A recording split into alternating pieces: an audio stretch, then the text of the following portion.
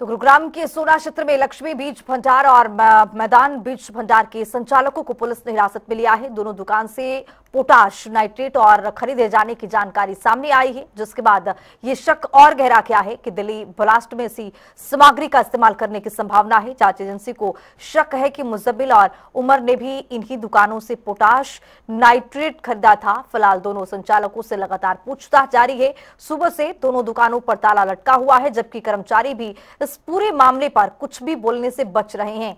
जांच एजेंसियां अब खरीद रिकॉर्ड और सीसीटीवी फुटेज और लेन देन से जुड़े दस्तावेज खंगाल रही है।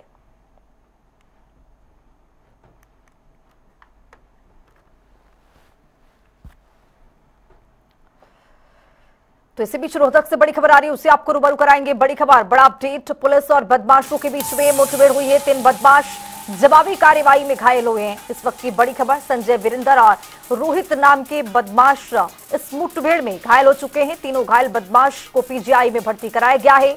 आईएमटी थाना क्षेत्र में बदमाशों से मुठभेड़ हुई। एक और हत्याकांड को अंजाम देने की ये फिराक बना रहे थे, लेकिन तभी पुलिस ने धर दबोच लिया और मुठभेड़ हुई और मुठभेड़ में तीनों ये बदमाश घायल हो गए हैं। 7 नवंबर को बलियाड़ा गांव में ही पिता पुत्र की हत्या इन्होंने की थी। हत्या में इस्तेमाल पिस्तौल और अवैध हथियार भी अब बरामद कर लिया गया है। तो आपको बताते चले कि अब देखा गया है कि रोहतक में 3 बदमाश इस मुठभेड़ में घायल हुए हैं। संजय वीरेंद्र और रोहित नाम के ये बदमाश घायल हुए हैं। तीनों घायलों को पीजीआई में भर्ती कराया गया है।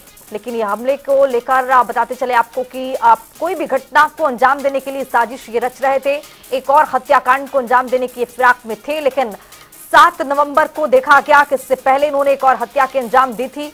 और अब पुलिस मुठभेड़ में देखा क्या है कि तीनों आरोपी जो हैं घायल हो चुके हैं। तीनों बदमाश जो हैं ये घायल हो चुके हैं। पीजीआई में भर्ती करा दिया गया है और आगे भी पुलिस छानबीन कर रही है और इनके तह तक जाने की कोशिश कर रही है कि इन 3 के अलावा और कौन कौन ऐसे लोग हैं जो इसमें शामिल हैं।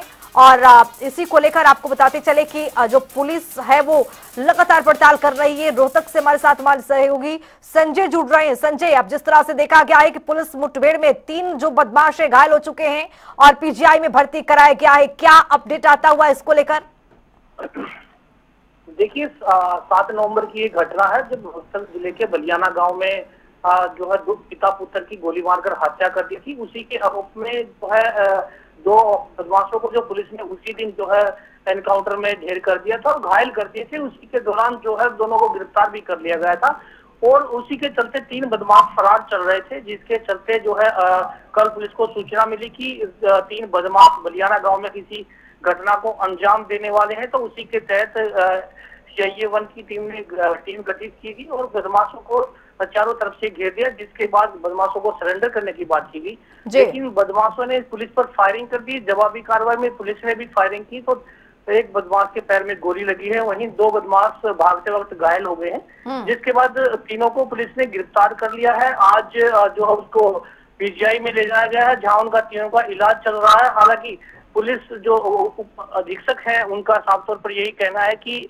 ऑपरेशन ट्रैकडाउन के दौरान जो चलाया गया उसके तहत भी जो है कार्रवाई की जा रही है और जो भगोड़े आरोपी हैं उनके खिलाफ भी और जो अवैध हथियार रख रहे हैं उनके खिलाफ भी जो है कार्रवाई की जा रही है। तो उसी के तहत जो है अब इन 3 बदमाशों को भी गिरफ्तार कर लिया है। हालांकि ये बदमाश किसी बलियाना गाँव में किसी की हत्या को अंजाम देने वाले थे, जिसके तहत इन तीनों को गिरफ्तार किया गया। तीनों बदमाशों से जो है एक रिवॉल्वर बरामद हुई है, 3 जिंदा कारतूस बरामद हुए हैं, वही 3 जो है कारतूस चले हुए बरामद हुए हैं, जिनका खोल भी पुलिस ने बरामद कर लिया गया है। अपना रिपोर्ट तीनों का बताया जा रहा है, जिसके चलते पुलिस इनसे और भी पूछताछ कर रही है कि ताकि और भी वारदातों का खुलासा हो सकता है। संजय, अब जिस तरह से देखा क्या है कि मुख्यमंत्री नायब सिंह सैनी अब कहने लगे हैं कि कोई भी अपराधी बचेगा नहीं और कोई भी बदमाश अगर ये सोचता है कि हरियाणा में अपनी धाक को जमाए, उसको धाक को यहाँ पर जमने नहीं दिया जाएगा। लेकिन कुछ ही दिनों में देखा गया है कि पुलिस को बहुत बड़ी सफलता मिलती हुई इस मामलों में दिखाई दे रही है। एक के बाद एक बदमाश को यहाँ पर गिरफ्तार किया जा रहा है। संजय, हाँ बिल्कुल, देखिए जब से मुख्यमंत्री नायब सिंह सैनी ने जो है पुलिस को फ्री हैंड किया और हरियाणा के DGP जो है बदले हैं, तो ऐसे में जो हरियाणा के DGP ने उन्होंने पुलिस को फ्री हैंड किया और उनको सख्त निर्देश दिए कि अब किसी भी सूरत में जो बदमाश है या फिर जो अवैध तरीके से हथियार लिए हुए उसको किसी सूरत में बख्शा नहीं जाएगा। तो ऐसे में कहीं ना कहीं ये जो ऑपरेशन जो है ट्रैक डाउन ये चला हुआ है, इसी के तहत जो है बड़ी कार्रवाई करते नजर आ रही है हरियाणा पुलिस। और जगह जगह इस तरह की घटनाएं देखने को मिल रही है और बदमाशों के बीच में जो है कहीं ना कहीं ये एक बड़ा पुलिस का एक बड़ा एक ये कह सकते हैं कि एक अभियान है जो कि बदमाश मुक्त जो है हरियाणा हो सके। इसी के तहत जो है लगातार कई जगह हरियाणा के कई जगह जो है इसी तरह की घटनाएं हुई है और बदमाशों को जो है पुलिस ने ढेर किया गया है। तो ऐसे में इसी के तहत ये अभियान चलाया हुआ था और इसी के चलते जो है जो पुलिस अधीक्षक है रोहतक के सुरेंद्र भोरिया, उन्होंने भी पुलिस जो रोहतक पुलिस है उसको सख्त निर्देश दिए कि अब किसी भी सूरत में अगर कोई बदमाश दिखाई देता है या जिसका आपराधिक रिकॉर्ड है उसको किसी भी सूरत में बख्शा नहीं जाएगा। अगर कोई आदमी किसी की रोबरी मांगता है या फिर किसी की फिरौती मांगते हुए किसी को धमकाता है तो किसी भी सूरत में बर्दाश्त नहीं किया जाएगा। उसी के चलते जो है ये तीनों बदमाशों को जो है गिरफ्तार किया है और पुलिस का कहना है कि इनका पिछला रिकॉर्ड भी जो है चेक किया जा रहा है ताकि और भी वारदातों का खुलासा हो सकता है। संजय, अब इसमें आगे क्या अपडेट आता हुआ, चूंकि जिस तरह से तीनों बदमाश जो है पीजीआई में भर्ती हैं, घायल हैं, और क्या इनसे आगे भी पूछताछ की जाएगी? कुछ और अपडेट इसमें?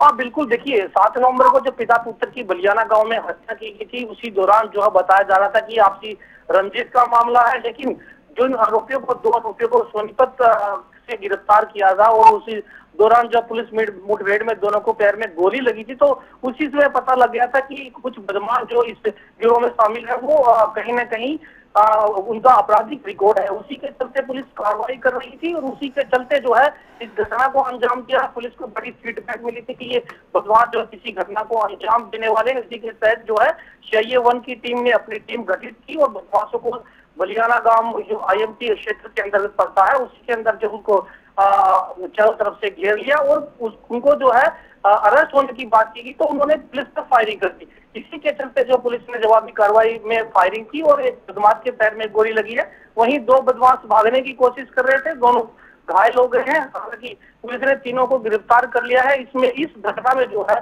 पिता पुत्र हत्या मामले में 5 आरोपी बताए गए थे, 5 अब गिरफ्तार हो चुके हैं। लेकिन इनसे संबंधित और भी जो घटनाएं हैं जिनमें ये शामिल है उनका खुलासा होना अभी बाकी है, क्योंकि जो पुलिस अधीक्षक है उनका कहना है कि इस मामले में जो ये आरोपी पकड़े गए हैं, संजय जो मुख्य आरोपी है उसके ऊपर जो है हत्या और लूटपाट के अनेक जो है मामले दर्ज है। इसी के तहत जो है जो हथियार जो मर्डर में शामिल था उसको भी जो है पुलिस ने हिरासत में ले लिया और उसी के तहत एक स्कूटी जो बरामद हुई जिसमें जो बदमाश है जिन्होंने स्कूटी का प्रयोग किया था वो स्कूटी भी जो पुलिस ने बरामद कर ली है। तो ये कहें कि अब जो पड़ते हैं वो साफ तौर पर खुलती नजर आ रही है। हालांकि अभी तक यही बताया जा रहा था कि इस मामले में 5 आरोपी हैं, 5 को गिरफ्तार कर लिया, लेकिन पुलिस अभी जो है हर पहलू से जांच कर रही है ताकि और भी जो खुलासे हो सके।